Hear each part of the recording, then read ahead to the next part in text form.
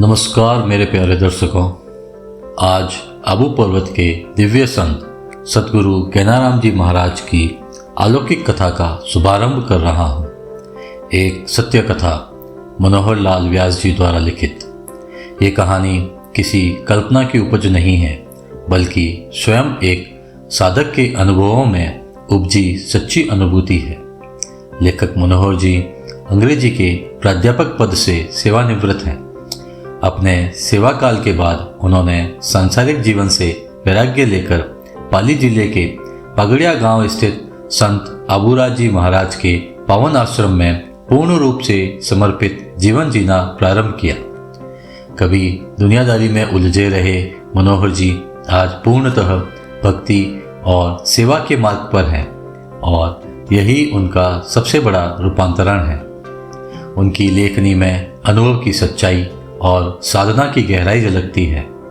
यही कहानी उनका निजी श्रद्धा पथ है, जिसे उन्होंने अपने गुरुदेव की कृपा से सभी भक्तों के लिए साझा किया है। जय जय सतगुरु ज्ञानाराम जी, शिव पार्वती सीताराम जी, जय गणपति, जय हनुमान जी, गजरा माँ, गुरु महान जी। भारत भूमि, जिसे ऋषि मुनियों और संत महात्माओं की पवित्र धरा कहा गया है, पर समय समय पर आवश्यकता अनुसार ईश्वर स्वयं किसी महापुरुष के रूप में अवतरित होते हैं।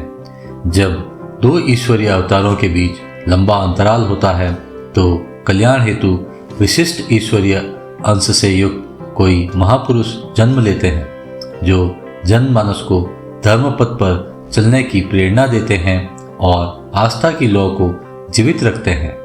ऐसे ही एक अद्भुत दिव्य संत थे सतगुरु श्री ज्ञानाराम जी महाराज, जिन्होंने आबू पर्वत की उपत्यकाओं में साधना कर राजस्थान और गुजरात के असंख्य साधकों का मार्गदर्शन किया और अनगिनत लोगों को अज्ञान के अंधकार से निकालकर भक्ति की ज्योति प्रदान की।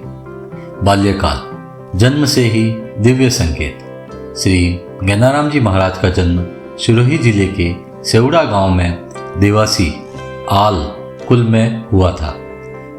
वे बचपन से ही सांसारिक आकर्षणों से रहित भक्ति और साधना में रमे रहते थे। उनकी सहज समाधिस्थ अवस्था को देखकर लोग उन्हें सामान्य नहीं समझ पाते थे और उन्हें पागल तक कहने लगे थे। बचपन में ही उनके माता पिता गोमाजी और माता चंदना देवी का देहावसान हो गया, जिससे उन्हें मानवाड़ा गांव में अपने ननिहाल में रहना पड़ा। गाय चराने के लिए भेजा जाता था, लेकिन उनका चित्त प्राकृतिक सौंदर्य में डूबा रहता और वे गहन ध्यान में लीन हो जाते। इस बीच गाय स्वच्छंद विचरण करती और बछड़े उनका दूध पी जाते। परिवार वालों ने कई बार उन्हें समझाने की कोशिश की, डांटा, फटकारा, लेकिन उनका सांसारिक व्यवहार बदलने वाला नहीं था। आखिरकार उन्हें भूत प्रेत बाधा समझकर कई ओझाओं और झाड़ फूक वालों से इलाज करवाने की कोशिश की गई। एक घटना, ओझा भी भयभीत हो गया। एक प्रसिद्ध ओझा को बुलाया गया। उसने मिर्ची की धुनी देकर भूत भगाने का प्रयास किया, लेकिन जैसे ही श्वास में बाधा आई, बालक ज्ञानाराम जी ने विकराल रूप धारण कर लिया। उनकी आंखें लाल हो उठी, चेहरा तेज से चमक उठा। यह दृश्य देखकर ओझा भयभीत होकर अपने झाड़ फूक के सामान समेत भाग खड़ा हुआ। यह अनुभव परिवार वालों के लिए भी एक चेतावनी था। यह कोई साधारण बालक नहीं था। विवाह का प्रयास और वैराग्य की परीक्षा। जब झाड़ फूक भी असफल हुई, तो सोचा गया कि विवाह करवा देने से शायद वे ठीक हो जाएंगे। उनका विवाह और गौना भी कर दिया गया, मगर सतगुरु ज्ञानाराम जी सांसारिक संबंधों से रहित फक्कड़ भाव में लीन थे।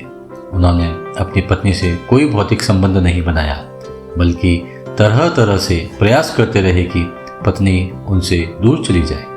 एक अत्यंत रोचक प्रसंग, जब वे ससुराल जा रहे थे, तो रास्ते में एक पेड़ के नीचे बैठ गए और कहा, अगर तुम अपने कपड़ों की पोटली मेरे सिर पर रखो और तुम आगे आगे चलो तथा मैं पीछे पीछे चलूं, तभी मैं आगे बढ़ूंगा। यह भारतीय परंपरा के विपरीत था, क्योंकि सामान्यतः पुरुष आगे चलता है और स्त्री पीछे। फिर भी उनकी पत्नी, जो सच में एक तपस्विनी स्वरूप थी, बिना किसी संकोच के इस असहज परिस्थिति को सहर्ष स्वीकार कर आगे आगे चलने लगी। गैनाराम जी ने सिर पर पोटली रखी और पत्नी के घाघरे के नाड़े को निकालकर उसे मुंह के सामने लटकाया ताकि पत्नी अपमानित महसूस कर छोड़ जाए। लेकिन वह देवी समान नारी अडिग रही। उसने इस अपमान को भी सह लिया बिना कोई प्रतिक्रिया दिए। अर्धांगिनी के रूप में स्वीकार्यता। इतनी कठिन परीक्षाओं के बाद गैनाराम जी ने स्वीकार किया कि यह नारी वाकई उनकी साधना में बाधक नहीं बनेगी। वे अपनी पत्नी को आबू पर्वत की परिक्रमा कराते हुए नक्की झील के दर्शन हेतु ले गए। वहां से गुरु शिखर के मंदिर पहुंचे और फिर एक गुफा में प्रवेश किया, जिसे बाद में उनकी अनन्य शिष्या गजरा माँ को बताया। वहां उन्होंने अपनी पत्नी से कहा, मैंने तुम्हारी कई कठिन परीक्षाएं ली, तुम अडिग रही, अब मैं तुम्हें अपनी अर्धांगिनी के रूप में स्वीकार करता हूँ। हमारी 2 संतानें होगी, तुम गृहस्थ धर्म निभाना और मैं साधना करता रहूँगा।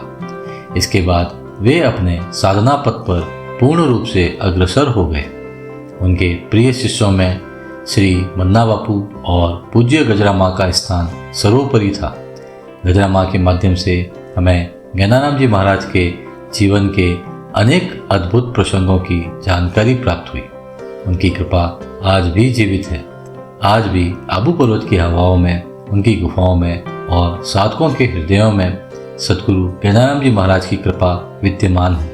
जो भी उन्हें सच्चे मन से पुकारता है, उनकी सहायता अवश्य मिलती है।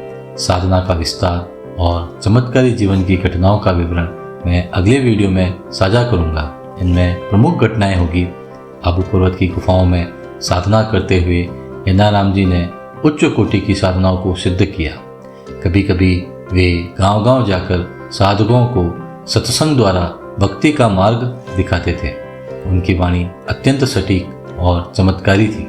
बिना पूछे ही वे साधकों के जीवन के गहरे रहस्यों को जान लेते थे। कई बार तो मृत प्राय व्यक्तियों को अपने मंत्र बल से जीवन दान दिया। अकाल पड़ने पर सिरोही दरबार के निवेदन पर गांवों में वर्षा भी करवाई। अनेक संकटग्रस्त साधकों का समय समय पर उद्धार किया। इन चमत्कारों और साधना के रहस्यों को जानने के लिए अगले वीडियो का इंतजार करें। जय जय सद्गुरु गैनाराम जी महाराज। जय पूज्य गजरा माँ गुरु महान जी।